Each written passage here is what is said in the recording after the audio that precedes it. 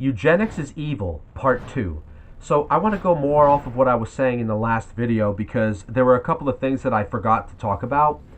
So in that one video where I was watching about these people who, there's literally like a story where these two rich people were able to buy half off. Instead of paying $50,000, they were able to pay $25,000 because they accepted the terms where they'll be able to share all the information of their genetically created child once it's growing up. So this couple was choosing like what embryo and this they wanted to pick that had the best attributes, right? So it's sick. And even the journalist who was talking to the geneticist, whatever you call these guys who do this shit, he was saying like, you know, what you're doing is you're kind of loading the dice for the rich people.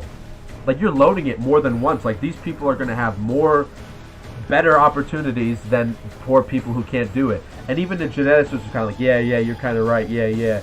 But, like, he was never going to admit that it's morally, evilly, spiritually wrong at all. Like all these people in pharmaceutical companies and governments do. All of their horrific actions are never evil, morally questionable. It's all justified by some bullshit rationalization. Just like Jeff Goldblum would say in that horrible movie, The Big Chill, right? He would say, what do you do more than having sex in life?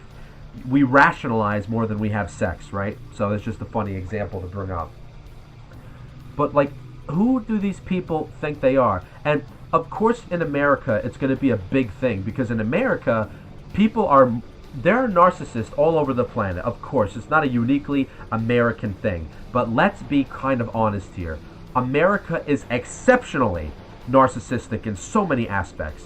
So many aspects. I mean, just look at the president, right? He's a reflection of plenty of people in America. So these people who think they're God, who think they're above it all, oh my God, and their egos, Jesus.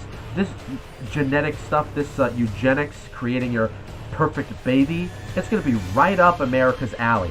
We're going to be the pioneers in this. It's going to be the absolute most disgusting shit you've ever seen, if you even have any soul at all. If you're just an empty, narcissistic douchebag who thinks the world was made for you and you alone, you're going to think this is the greatest thing in the world. Now, secondly, the video I was watching brought up, all of the movies we've been watching have been predictively programming us to normalize this idea of eugenics, and where he lost me was where he said, and all the superhero movies have been predictively programming us to want to have the perfect genetic babies and stuff. Like, you want to have Superman? Oh, I could make Superman? Yeah, you could make Superman. I'm like, no, bro, you obviously don't know Superman. Superman would be against this. I don't have to talk about comic stuff, all right? Let's just go to even Zack Snyder's, even with all of his problems that I have with Zack Snyder's Man of Steel, let's talk about the 2013 Man of Steel. Remember how Krypton was depicted in that version? All the Kryptonians, they didn't have a natural birth. They didn't have natural children for centuries. And it wasn't until Jor-El,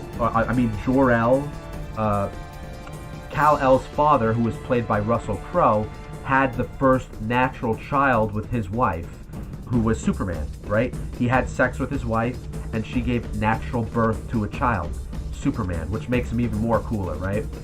And it was a projection of the authoritarian, totalitarian, eugenicist. The people today would say utopia, but the movie was showing it as a dystopia. It was a rejection of that philosophy, right? And Superman himself, even though he's super, is a rejection of eugenics.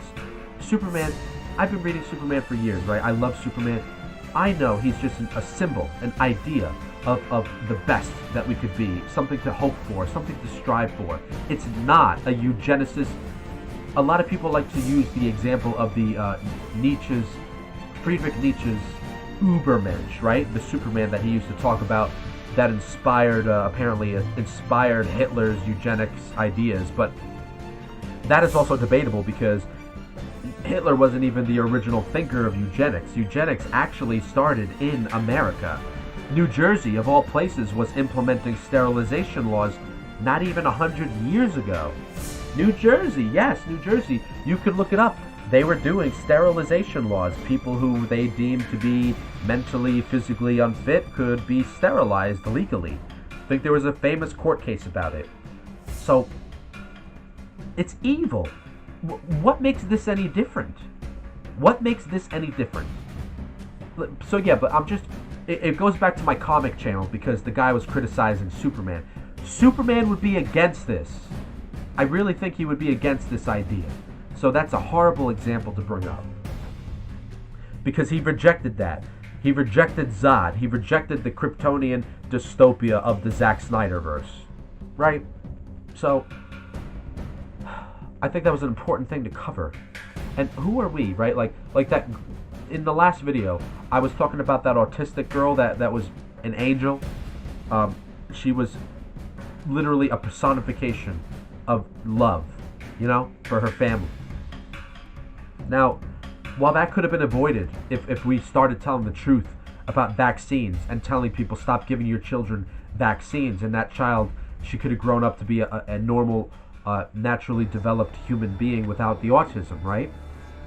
Nonetheless, who are we to weed out somebody that you deem unfit for society? Huh? I would rather have a child like that with the autism alive and well, and with loving their family, even if with all the obstacles and challenges, than a fucking perfectly genetically picked genius who thinks they're God's greatest gift on the planet, with all the money in the world and all the fucking bullshit. I would rather have an angel like that walking around than a little demon, a little spoiled brat who thinks the world is there for them. That's just my opinion.